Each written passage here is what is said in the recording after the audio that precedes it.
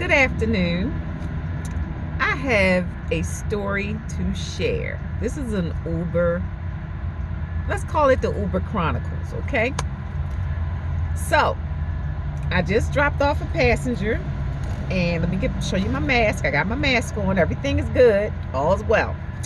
I had to turn my app off to take a break because girlfriend, last passenger wore me completely out, okay?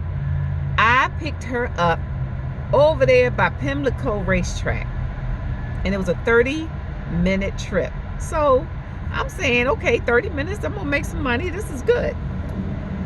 She got in the car, she was on her cell phone, and she's going to Elk Ridge. So during the trip in the city, you got construction, you have no detours, but just construction. A lot of construction and lights and cameras. She's in the back and she's on her cell phone and she's complaining that she has to be where she has to be. And I looked at the time and said I could have you there by 11:04. But she wasn't talking to me. She was talking to whoever she was on the phone with, asking them what time would she get there, what time would she get there.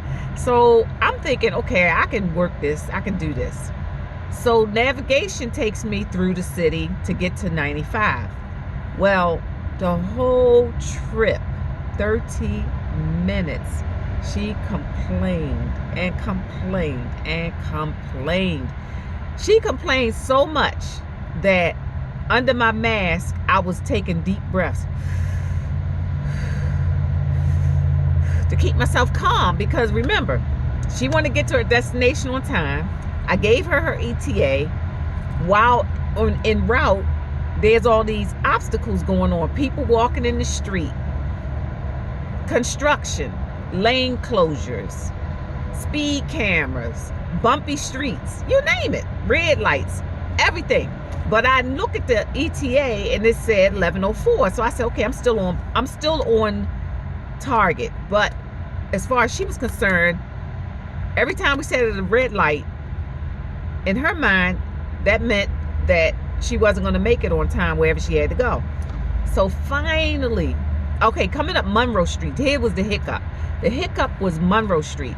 The navigation took me down Monroe. She was like, why do you take Monroe? You could have took Cold Spring. And I said, well, the only reason I took this was because navigation told me to take it this way, and I still shows an ETA of 11:04. Well, she back there complaining and whining and complaining. I said, well, listen, I tell you what, where would you like me to take you? No, don't take it off route, because I don't want to be late. I don't want it to mess up. I said, okay.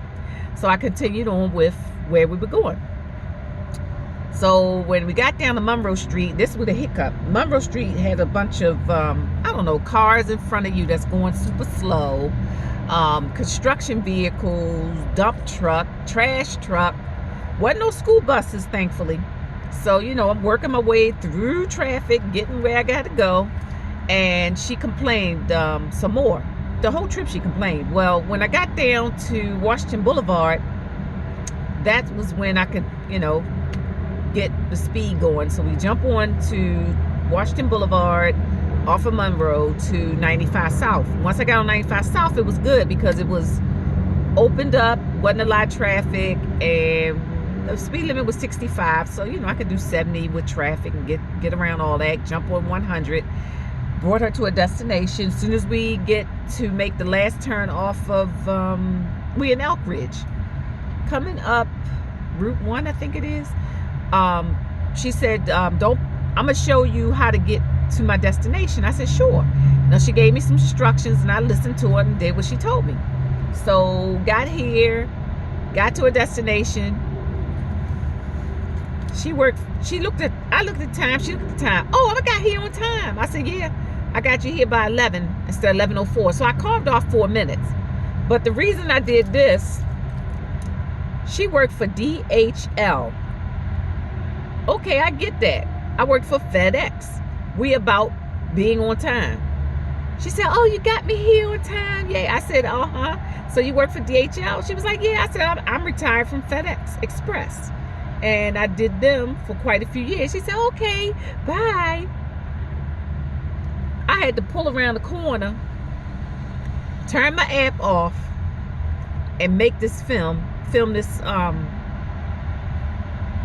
had to recover from that trip. I'm still recovering from that trip. Can you believe it? She worked for DHL. The only reason I'm like this is because I get the time stuff, but gosh, you know, this is amazing. So anywho, I'm tired. I'm done for the day. I did my 10 trips. I'll continue tomorrow. Night night.